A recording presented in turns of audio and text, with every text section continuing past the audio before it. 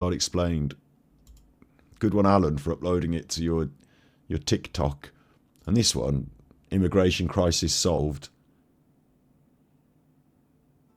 Thousands of mainly army-aged men are crossing from France, from Calais, to begin a new life in England, right? Right? We keep giving money to France to stop it. They don't stop it. They don't. They leave Calais under the watchful eye of the French French police, make their way to England. I guess they paid to be able to do this. And the French who we paid to stop it just watch. Is this possible? Yes, they stand by. And they make the short journey across to England, especially in the summer. And they get assistance here by all our facilities, and they get... All our facilities. We're here to use the facilities. Yeah, what would you like first, the toilet or the shower? Saved from drowning in the sea, they are given temporary accommodation, which at the moment happens to be hotels, which lines the pockets of Tory donors. But anyway, saved from the sea, they're given temporary accommodation. If their asylum appeal is accepted, they are integrated into our system, and just like everyone else in the UK, may be applicable for a council house or something. Put up in hotels, and they're all young men. Mainly young men. They're not young men. Look, this picture is of 2, 3, 4, 5 children in this picture. So they're not all young men, but it's obvious that the young men, so quite often sometimes the children, because they're so desperate to get them out of these horrible situations in these countries, but the young men are the ones that might survive the journey, make the trip, have a chance at it, and then if they can get the asylum, they can then apply for their family for asylum, and their family can be brought over in a safer way. So that's one of the reasons that we look after. They're not allowed to get a job because they're illegal, so it costs the country billions to house them, feed them, look after them. For how long? And some of these are on the streets of London now protesting about Israel, right? He doesn't know that. He's made that up. How many illegal immigrants are out on the streets of London protesting about Israel? We don't know. But Alan's made it up. Some of them. Some. All the chicken they can eat, that's right. Get them round Alan's house. Steve will have to give up his spare room. It's ridiculous at this point as well, isn't it? The money that's spent on, look how many people are coming off that boat, and consider the 40 million children in poverty. And where's the money getting spent? Boris Johnson's curtains. So fuck this. And causing havoc to our capital city. Well, I've got a simple answer. Yeah, simple answer. Hello, welcome to England. Hello.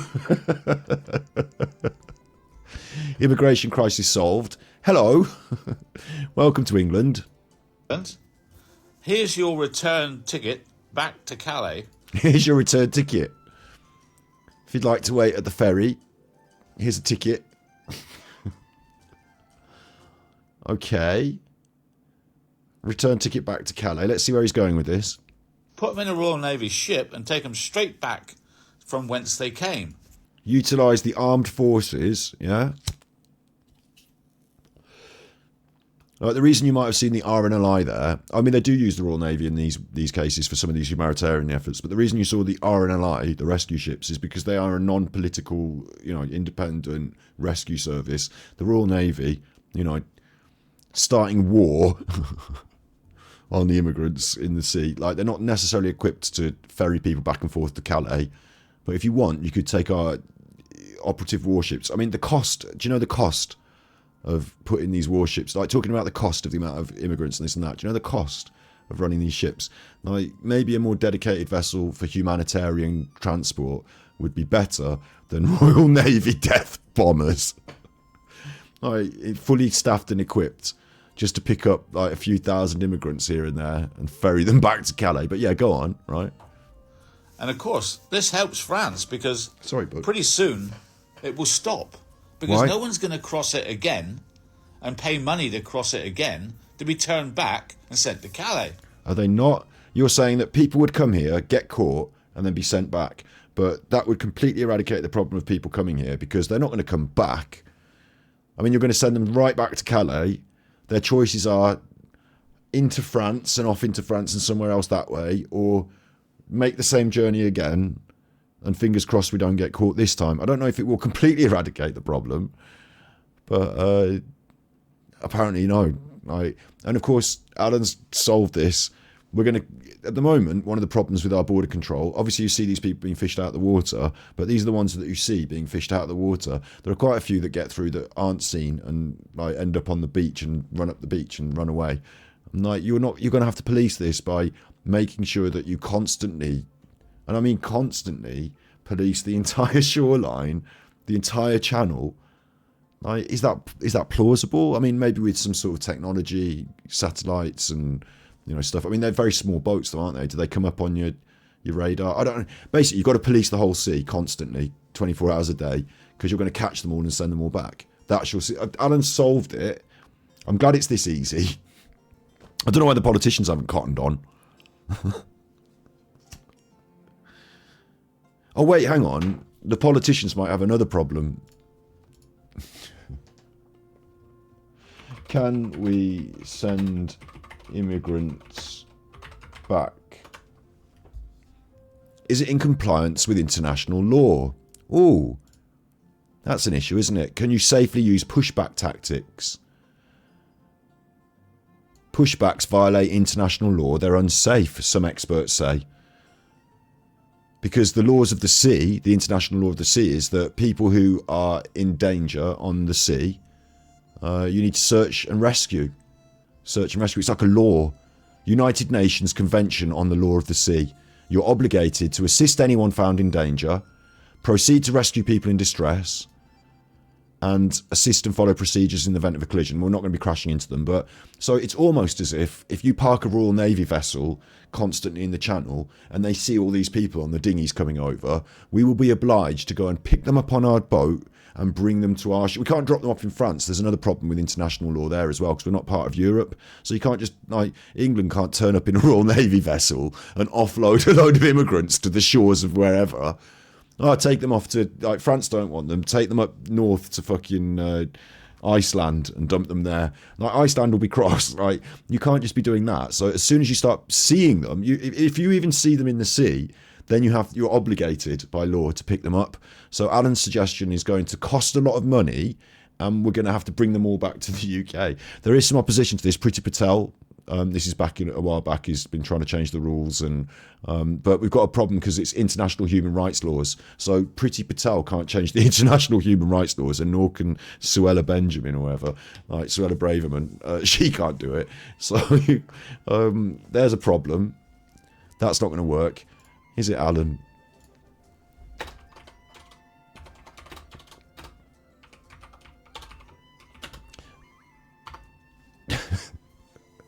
This is from the Daily Express, which is one of these more right-wing, slightly more racist publications.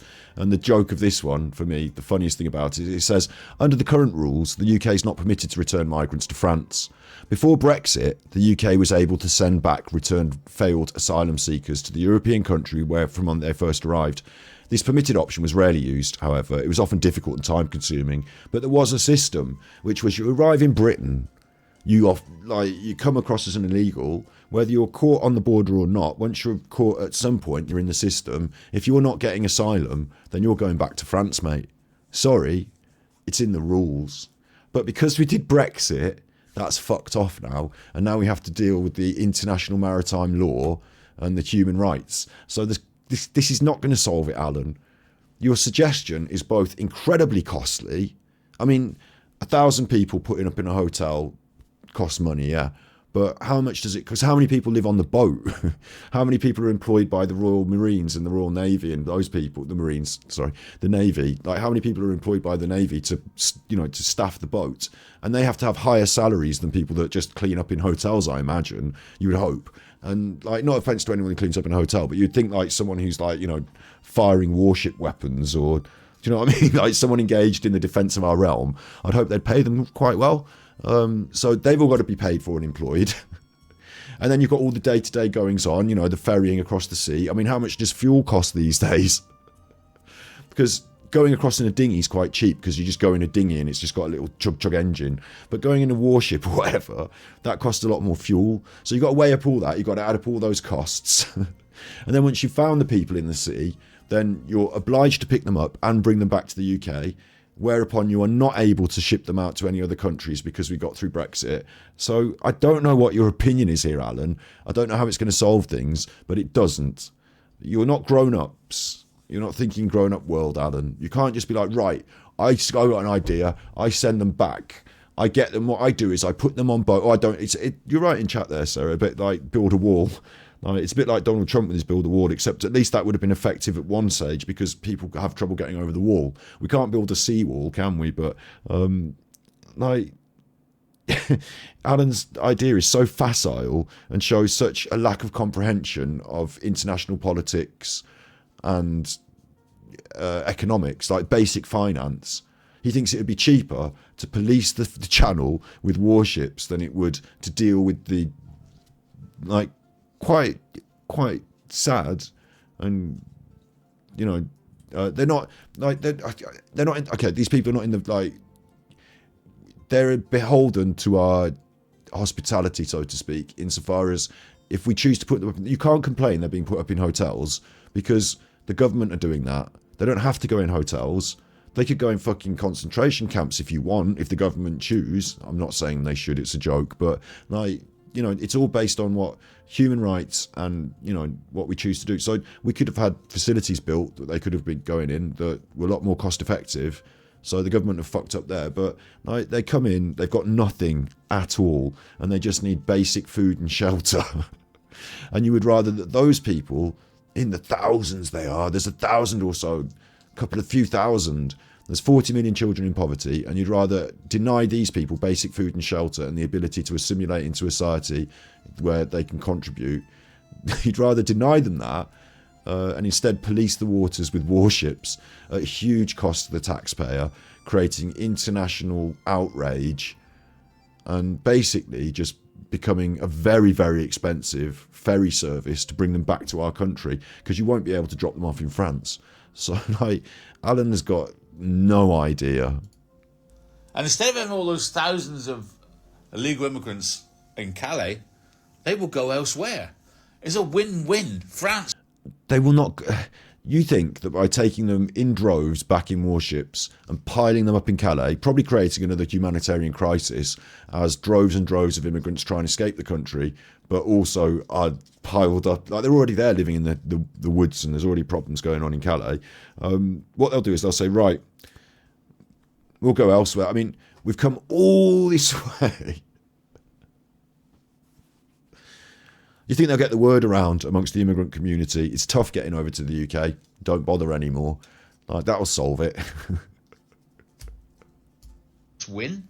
We win because we can't take any more of them. We can. Sometimes we can take fucking loads of immigrants.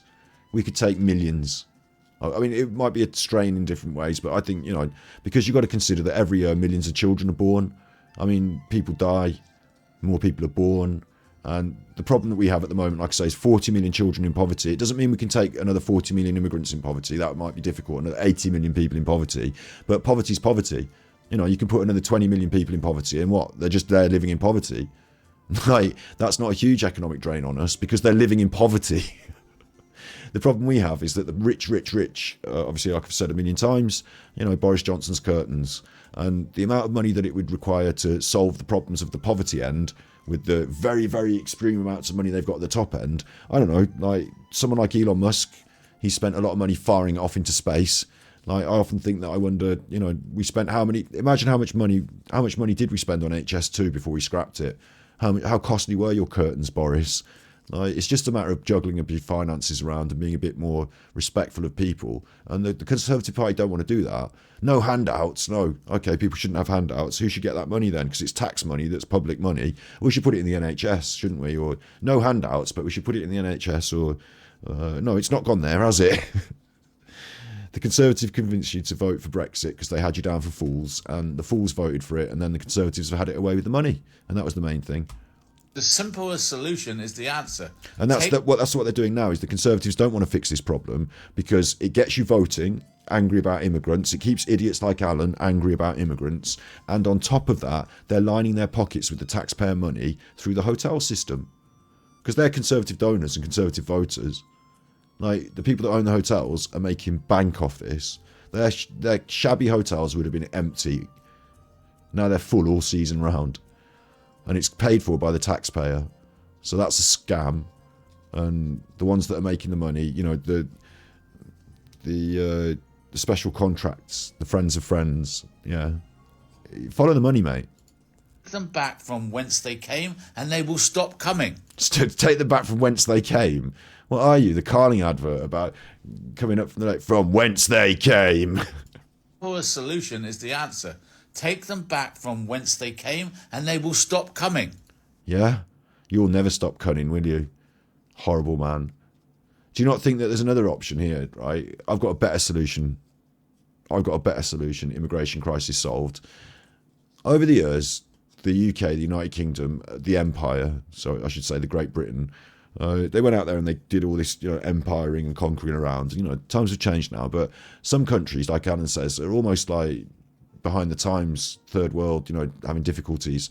And a lot of the time, because of what Alan perceives as people wanting to come here and change our society so you can cut people's heads off and do bad Islamic things, actually, they don't want those bad things happening in their lives, so they leave those countries and try and find a more stable place to live, become immigrants to the UK. And the problem there is that people are leaving their countries of origin because they're economically unstable, or security-wise it's unstable or unsafe, or politically, it's not, as Alan understands in this way, not that forward-thinking some places. Alan would probably prefer it in some places. You never know. But, there are problems, yeah? Like, you're not, for example, like, some countries you're not allowed to be gay. Like, so anyone who's gay probably wants to leave, don't they?